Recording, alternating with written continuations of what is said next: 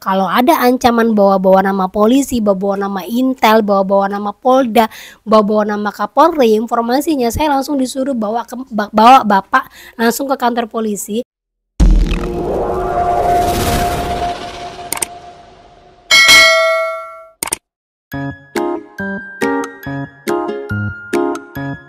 Halo, assalamualaikum warahmatullahi wabarakatuh.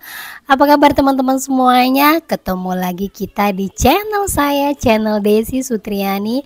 Semoga teman-teman dalam keadaan sehat walafiat di Jumat berkah yang ini. Semoga apapun permasalahan yang sedang kalian hadapi, semua dalam keadaan baik-baik saja dan kalian lebih kuat mental dari hari ke hari. Oke teman-teman, kali ini saya akan membahas tentang teroran pinjol aku laku. Karena aku laku saat ini lagi banyak sekali neror dan lagi banyak banget nurunin DC-DC lapangannya.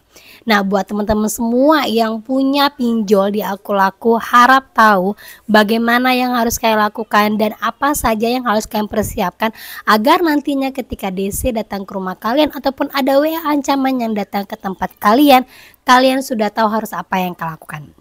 Gitu ya. Tapi sebelumnya buat kalian yang baru gabung di channel saya, jangan lupa klik tombol subscribe-nya, nyalakan notifikasi loncengnya agar terus terhubung dengan saya. Oke teman-teman, kita lanjut saja. Ini dia.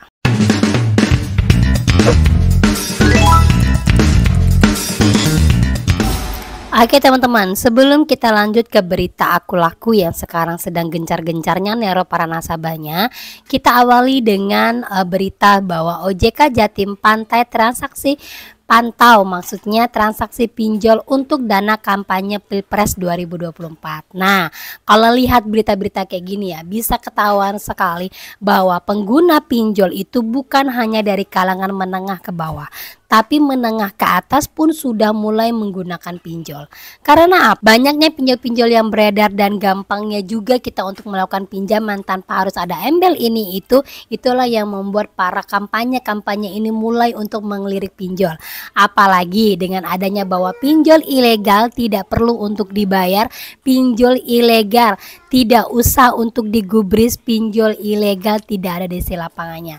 Nah, ini buat para orang-orang yang pintar bermain di IT bisa sangat mudah untuk membobol pinjol ilegal. Terlebih-lebih lagi pinjol ilegal tidak ada isi lapangannya. Tetapi hal yang seperti ini jangan ditiru ya teman-teman ya.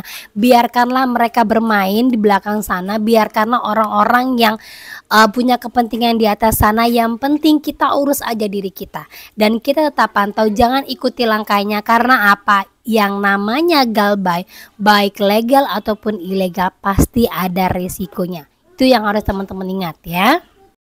Oke, kita lanjut lagi ke masalah aku laku. Teror tele collection aku laku. Nah, di sini saya dapat dari media konsumen yang intinya adalah saya sudah berulang kali mengatakan bahwa nomor saya adalah nomor baru, tidak pernah melakukan pinjaman uang dari aplikasi aku laku. Namun, teror tele collection tidak pernah berhenti sampai dengan saya menuliskan surat pembaca ini. Nah, buat teman-teman ketahui ya, ini juga terjadi pada diri saya, yaitu di adik saya sendiri ya. Dia baru aja beli nomor baru di Grapari Telkomsel. Ya, di Grapari Telkomsel. Kebetulan di Batam itu tidak ada penjual untuk yang di pinggir-pinggir jalan itu untuk nomor-nomor baru. Jadi Telkomsel itu memang menjualnya langsung ke Grapari. Kita datang ke sana bawa KTP, KK dan juga bawa HP kita. Nah, untuk nomor-nomor lain baik itu Indosat, M3 atau segala macam itu masih bisa diperjualbelikan bebas ya di luar-luar sana ya. Nah, kalau teman-teman mendapatkan hal yang seperti ini sama yang terjadi pada saya, adik saya itu diteror sama nomor-nomor nggak dikenal, di SMS juga dapat ancaman, dapat teleponan setiap hari. Terus saya bilang jangan pernah digubris, jangan pernah diangkat gitu ya. Nah, sama halnya yang terjadi kepada nasabah aku laku ini. Kebetulan aku laku ini juga paling banyak suka neror-neror ke nomor-nomor baru dan juga aplikasi HCI juga ya teman-teman ya. Jadi buat kalian yang memang mendapatkan hal-hal yang seperti ini, yang pertama kali yang harus kalian lakukan adalah datangin kantor Graparinya. Kebetulan kami di Telkomsel ya. Sampaikan kepada petugasnya bahwa nomor saya ini adalah nomor baru. Kenapa saya ini bisa mendapatkan ancaman-ancaman dan teror-teror dari nomor yang gak dikenal. Nah, ternyata setelah kami telusuri bahwa kebanyakan nomor-nomor yang diperjualbelikan, baik itu di Grapari ataupun di tempat-tempat di pinggir jalan, itu adalah nomor-nomor recycle, nomor-nomor yang sudah tidak digunakan sama orang lain, kemudian dinonaktifkan selama 6 bulan, kemudian diperjualbelikan lagi.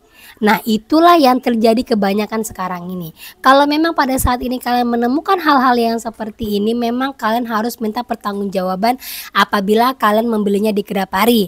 Kalau kalian membelinya di pinggir jalan, kalian tinggal langsung datang ke Graparinya, misalnya Indosatnya ataupun M3-nya. Bisa kalian datangin, kan di setiap kota tuh biasanya ada tuh Graparinya ya.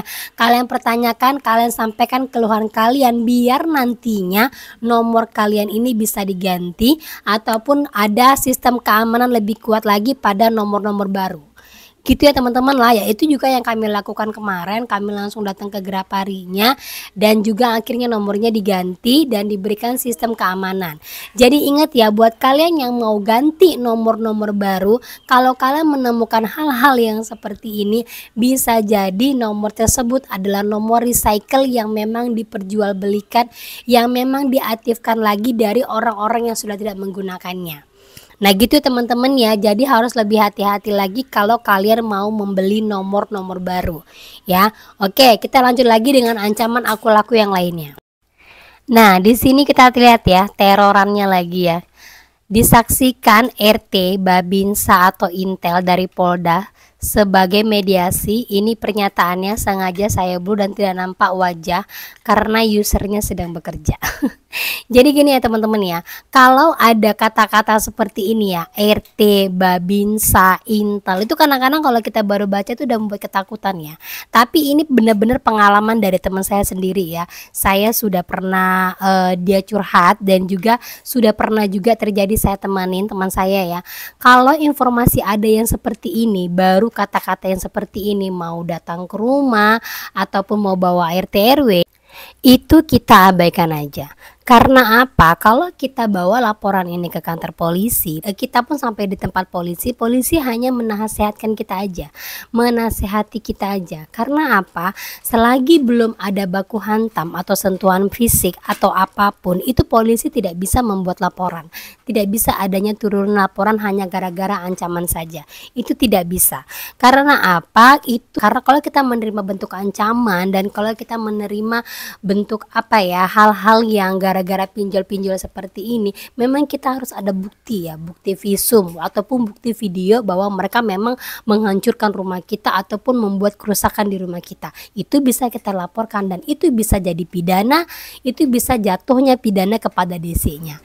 Ya, tapi kalau masih model-model kayak gini, ke Babinsa, RT, Intel dan segala macam, kok nggak keluar aja Bapak Kapolri atau bapak-bapak kepala-kepala petinggi-petinggi yang lain, kok nggak dibawa aja sekalian gitu ya kan. Kalau dari Bapak polisinya bilang kalau ada ancaman seperti ini, bilang sama DC-nya, ancam baik lagi DC-nya, katakan bahwa ayo Pak, sekarang juga saya ladenin Bapak, kita langsung datang ke Kapolri, kita langsung datang ke Mapolda, kita langsung datang kemana aja yang Bapak mau, ancam saya di depan mereka, buat juga surat tagihan di depan mereka, langsung maki-maki saya depan mereka Pak, karena memang itu disuruh sama Bapak polisinya. Kalau ada ancaman bawa-bawa nama polisi, bawa nama Intel, bawa nama Polda, bawa nama Kapolri, informasinya saya langsung disuruh bawa Bapak langsung ke kantor polisi. Di kantor polisi itu Bapak maki-maki saya, Bapak ancam saya dalam menagih Pak. Informasinya seperti itu.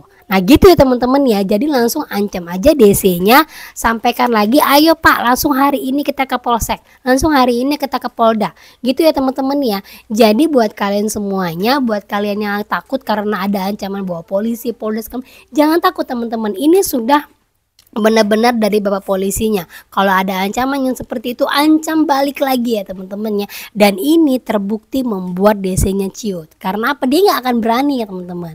Karena kalau kata-kata yang seperti ini itu memang mereka tuh nggak paham dengan yang namanya ancaman yang benar seperti apa. Yang kayak gini ini jatuhnya malah membuat mereka itu terancam gitu ya. Karena bawa-bawa nama Polda, bawa-bawa nama Kapolri atau segala macam, atau bawa-bawa nama instansi yang lainnya, kan itu membuat mereka terancam sendiri.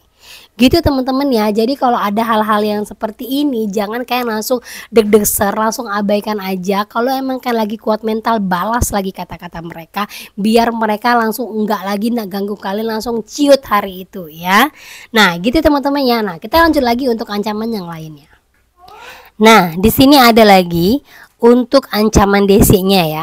Arjen, saya berharap Anda dalam keadaan sehat, mengingat niat baik awal pinjam dan kewajiban yang belum terselesaikan, bahwa hari ini tagihan Anda sesuai di aplikasi Aku Laku, Paylater, Lazada, bukan dana cicil KTA Aset Tunaiku yang masih belum terbayar. Jadi di sini teman-teman ya, kayaknya satu DC ini untuk menagih banyak pinjol ya. Ada Paylater, Lazada ya dari Aku Laku ya teman-teman ya. Kalau ada DC yang menagih seperti ini abaikan aja ya. Karena apa? Yang namanya DC itu wajib menagih dari satu pinjol aja, tidak boleh banyak-banyak pinjol. Ya walaupun dia DC bayaran, itu pun harus orang lain yang berbeda.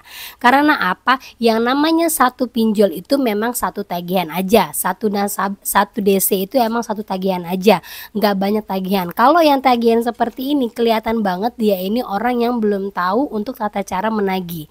Ya biasalah kalau orang udah kehabisan akal kan dia akan melakukan apa saja biar kalian bisa menanggapin. Ya kalau yang model-model kayak gini teman-teman ya abaikan aja ya. Kalau emang nagihnya hanya Aku Laku ya Aku Laku saja. Kalau misalnya Aku Laku dana cicil ya Aku Laku dana cicil. Aku Laku dana pinjaman ya dana pinjaman. Aku Laku KTA ya KTA aja. Jangan Aku Laku ini, Aku Laku itu. Biasanya orang-orang yang berbeda-beda, nggak hanya satu. Kalau yang modelnya seperti ini bisa kelihatan mereka lagi nggak banyak dana ini. Jadi buat kalian semuanya kalau ada tagihan-tagihan seperti ini, langsung satu orang menagih seperti ini, apapun kata-katanya abaikan saja. Jadi buat teman-teman semuanya kalau udah ada tagihan Aku Laku, dimanapun kalian berada, ancaman apapun itu, apalagi sampai bawa Mapolda lah, bawa ini bawa itu, dan tagihannya tidak sesuai dengan yang kalian miliki, kalian abaikan saja. Karena apa? Bukan kalian sendiri yang galbay, bukan kalian sendiri yang pinjam di Aku Laku. Gitu teman-teman ya, tetap semangat, tetap waspada, tetap kuatkan mental dan jaga kesehatan mental kalian masing-masing, dan mulailah terus untuk memperbaiki diri dan mulailah untuk lebih mendekatkan diri dengan Yang Maha Kuasa. Oke teman-teman, itu saja yang bisa saya sampaikan hari ini. Semoga bermanfaat dan semoga menjadi mood booster buat kalian. Oke, akhir kata saya ucapkan assalamualaikum warahmatullahi wabarakatuh.